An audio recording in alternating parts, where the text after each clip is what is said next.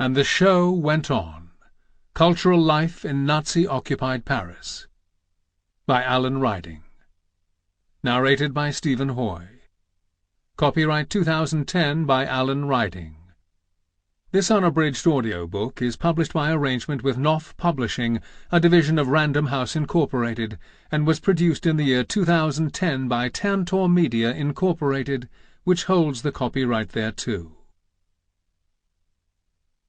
Preface. How artists and writers respond to politics and society has intrigued me since I was a reporter covering the harsh military regimes of Latin America in the 1970s and 1980s. There, cultural elites variously kept a low profile, supported armed resistance, or protested from abroad, but few sold out to the dictatorships.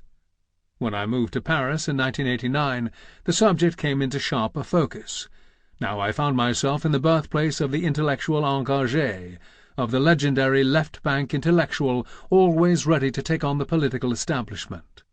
But the question that interested me most, how artists and writers react to oppression, belonged, I realized, to an earlier era, not of the Paris of today, but of Paris under Nazi occupation.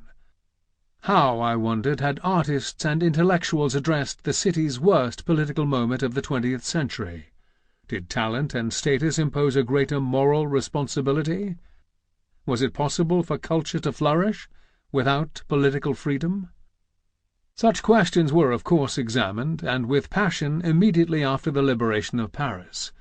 At the time, the imperative was to punish those artists and writers who had supported the occupying power or the puppet regime in Vichy, those deemed to have failed both their nation and their peers. But then, as now, the judgments were not clear-cut. Did working during the occupation automatically mean collaboration? Should any writer be sanctioned for the crime of an opinion? Do gifted painters, musicians, or actors have a duty to provide ethical leadership? The search for answers became the starting point for this book. Many French people believe that the occupation is still a taboo subject.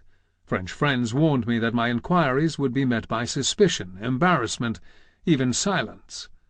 I did not find this to be true. Since the early 1970s, when Robert O. Paxton published his book, Vichy France, Old Guard and New Order, 1940 to 1944, the myth of La France résistante has crumbled. Books have been written on every aspect of the occupation. Through movies like Marcel Ophel's The Sorrow and the Pity, and Louis Malle's La Comme le Sien. Sample complete. Ready to continue?